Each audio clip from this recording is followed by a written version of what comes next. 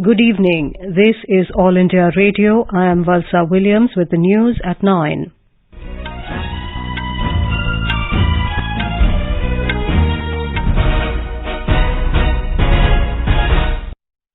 The headlines. India and Australia to further boost comprehensive strategic partnership. Prime Minister Narendra Modi and his Australian counterpart Anthony Albanese to hold bilateral talks in New Delhi tomorrow. Third session of National Platform for Disaster Risk Reduction to focus on building local resilience in the face of climate change. Centre talks out multi-pronged strategy to ensure adequate availability of power during summer months. NISAR, the largest ever advanced radar system jointly developed by NASA and ISRO, reaches Bengaluru. Senior Nepali Congress leader Ramchandra Paudel elected as new president of Nepal.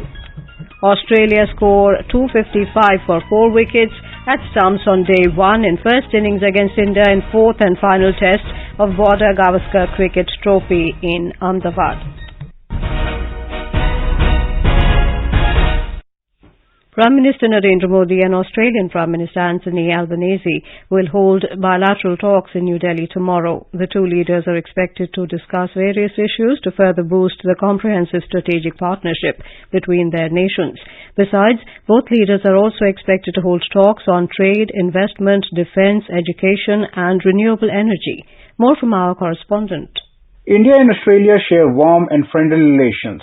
The strategic partnership between the two countries was elevated to a comprehensive strategic partnership in 2020. Last year, both the countries had signed a free trade agreement called the Economic Cooperation and Trade Agreement. The bilateral trades between the two countries amounts to nearly $27 billion in 2021-22. The bilateral trade is expected to cross $45 to $50 billion by 2035.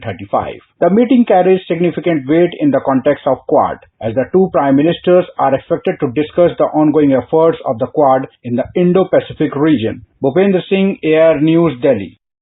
The Australian Prime Minister is on a 4-day visit to India. During his stay in Delhi, Mr. Albanese will also meet President Draupadi Murmu and External Affairs Minister Dr. S. Jaishankar. Prime Minister Narendra Modi will inaugurate the third session of the National Platform for Disaster Risk Reduction in New Delhi tomorrow. This year's theme of the National Platform for Disaster Risk Reduction is building local resilience in the face of climate change. During the event, the Prime Minister will felicitate awardees of the Subhash Chandra Bose Apada Prabandhan Puraskar. The winners of the 2023 Puraskar are the Odisha State Disaster Management Authority and the Lunglei Fire Station of Mizoram. The Prime Minister will also inaugurate the exhibition for showcasing innovative ideas, initiatives and technologies in the field of disaster risk reduction. The 2-day session of the National Platform for Disaster Risk Reduction will be attended by over 1,000 dignitaries. It includes union ministers, ministers of disaster management from states, parliamentarians, representatives of local bodies, heads of specialized disaster management agencies, academicians and civil society organizations. Briefing the media in New Delhi, Member Secretary of National Disaster Management Authority Kamal Kishore said Home Minister Amit Shah will chair the ministerial session wherein extensive deliberations will be held with the ministers of states and union territories. The inaugural session starts at 4:30. After the inaugural session, there will be ministerial roundtable. And along with the ministerial conference, there will be 2 parallel sessions happening simultaneously. Ministerial session में माननीय गृह मंत्री जी मंत्रियों के साथ मंत्रणा करेंगे. Prime Minister Narendra Modi will address the inaugural session of the post-budget webinar on the economic empowerment of women at 10 a.m. tomorrow.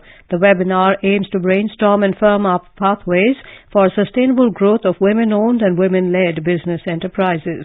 It will also help develop a strategy and blueprint for implementation of the announcement made in the Union Budget 2023-24. Women and Child Development Minister Smriti Zubin Irani and Rural Development Minister Giriraj Singh will also attend the inaugural session with other dignitaries. Following the inaugural session, 3 breakout sessions under the themes of scaling up self-help groups into large business enterprises or collectives, leveraging technology and finance, and markets and business expansion will also see extensive deliberations. Union Minister for Commerce and Industry Piyush Goyal has exhorted industry to bring proposals for joint research projects, come up with new innovations and capture new markets. He was addressing the Export Awards function organized by the Synthetic and Rayon Textiles Export Promotion Council in Mumbai today. He asked industry to take benefit from National Technical Textiles Mission and to take the industry forward with faster growth. The minister said it is the need of the hour to study each free trade agreement and understand requirements of other countries better. He exhorted export promotion councils to open offices in other countries and locations like Dubai. The Ministry of Power has devised a multi-pronged strategy to ensure adequate availability of power during the upcoming summer months. As part of the strategy, adequate coal stocks would be made available at the coal-based power plants.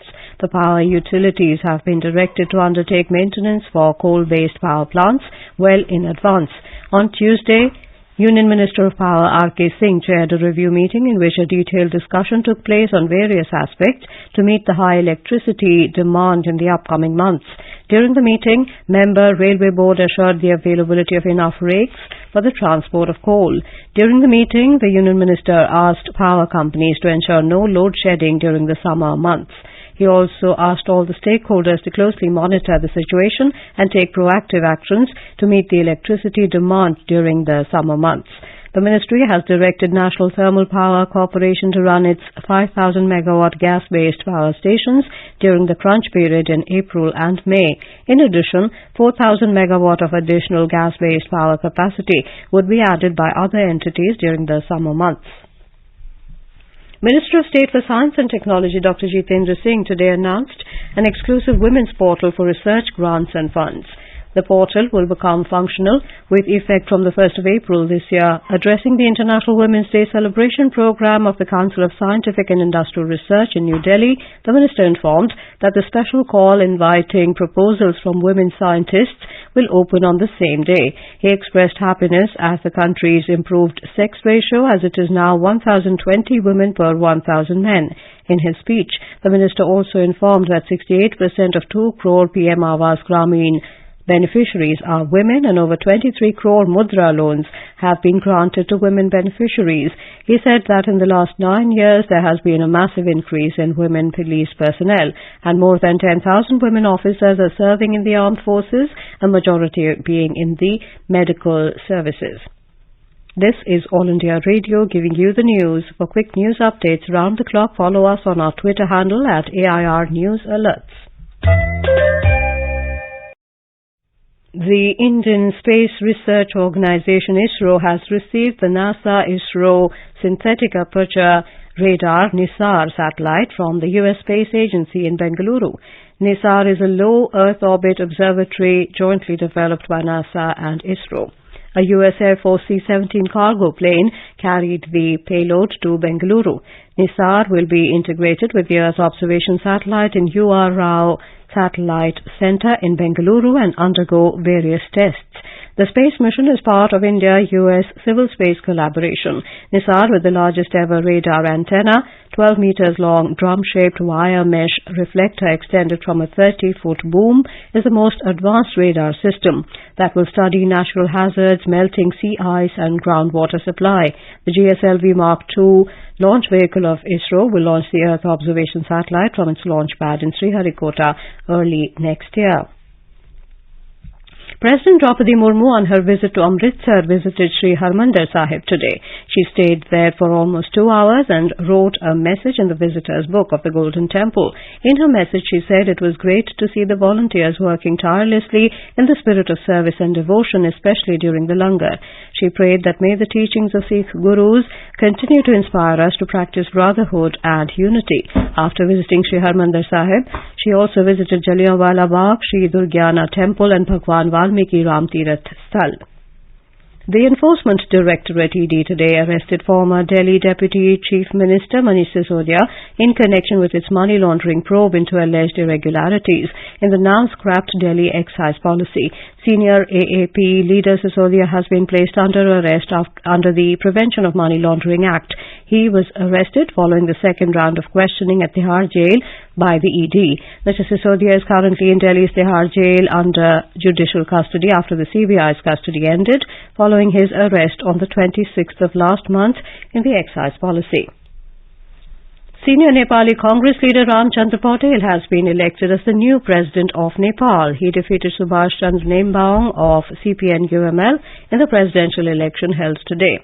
Former Speaker of the House of Representatives, Mr. Patel was a joint candidate of 8 parties alliance, including Nepali Congress and CPN Maoist Centre. He is the third president of Nepal. Veteran actor and director Satish Kaushik passed away this morning following a heart attack. This was informed by actor Anupam Kher in a tweet. The 66-year-old Satish Kaushik had acted in more than 100 films. Born on April the 13th, 1956 in Haryana, he acted in theatre before getting a break in Bollywood. An alumnus of the National School of Drama and the Film and Television Institute of India, Kaushik was best known for his roles in films such as Jaane Bhi Do Yaaro, Mr. India, Udta Punjab and Deewana Mastana. Pappu pager बोल रहा हूँ ए झंटूले झटक दादाना मटक और मेरी बात गले में सटक मुन्नू मोबाइल मेरा छोटा भाई हैगा मैं उसका मोटा भाई पप्पू पेजर लाइन पे हूँ. Known for his comic timing, Satish Kaushik was a successful director and will be remembered for his films. A delegation of 200 Buddhist monks from South Korea offered special prayers at Mahaparinirvan Temple at Kushinagar in Uttar Pradesh and wished for world peace today. The delegation reached Kushinagar on foot from Bodh Gaya. The pilgrimage is marking 50 years of diplomatic relations and collaboration between India and South Korea. AIR correspondent reports that as guest of the Government of India, the delegation performed special puja along with a tour of the places associated with the life of Lord Buddha. At the stock market, the key indices today logged losses of nearly 1%. The index of the top 30 companies on the Bombay Stock Exchange Sensex ended below the 59,900 mark. The Nifty and index of the top 50 companies on the National Stock Exchange closed below the 17,600 level. Both benchmark indices fell amid weak global cues due to broader concerns over the U.S. Federal Reserve's interest rate trajectory. A report from the Business Desk. The Sensex declined 542 points to end at 59,806. The Nifty fell 165 points to settle at 17,590. Gold price at the multi-commodity exchange for April contracts delivery was trading at around 55,000 rupees per 10 grams. And oil prices held steady as fears over the economic impact of rising interest rates offset a surprise drop in U.S. crude inventories and hopes for Chinese demand. In intraday trade, Brent crude was trading at around $82.80 per barrel. S. Rangabashyam for AIR News. Khelo India 10 Ka Dam tournament will start tomorrow. Youth Affairs and Sports Minister Anurag Singh Thakur will attend the opening ceremony scheduled at Jawaharlal Nehru Stadium in New Delhi. In the run-up to the International Women's Day 2023 celebrations, the Youth Affairs and Sports Ministry is organising the Khelo India 10 Ka Dam tournament from the 10th to the 31st of this month. In Women's Premier League, Delhi Capitals have set a victory target of 106 runs before Mumbai Indians at Dr. D.Y. Patil Sports Academy, Navi Mumbai. Delhi were all out for 105 runs in 18 overs. In reply, Mumbai Indians were 9 for no loss in 1 over when reports last came in. Earlier, Delhi Capitals won the toss and opted to bat first. In cricket, Australia were 255 for 4 wickets at stumps in their first innings against India on day 1 of the 4th and final test of Border Gavaskar Trophy at Narendra Modi Cricket Stadium in Ahmedabad. Usman Khwaja on 104 and Cameron Green on 49 were at the crease when stumps were drawn this evening. Earlier, Australia won the toss and elected to bat first. For India, Mohammad Shami claimed 2 wickets while Ravichandran Ashwin and Ravindra Jadeja bagged 1 each. India lead the series 2-1. And now, before we end the bulletin, the headlines once again. India and Australia to further boost comprehensive strategic partnership. Prime Minister Modi and his Australian counterpart Anthony Albanese to hold bilateral talks in New Delhi tomorrow. Third session of National Platform for Disaster Risk Reduction to focus on building local resilience in the face of climate change. Centre talks out multi-pronged strategy to ensure adequate availability of power during summer months.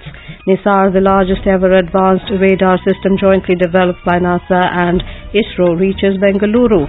senior Nepali Congress leader Ramchandra Paudel elected as new President of Nepal. That is all in the news at 9. Good night.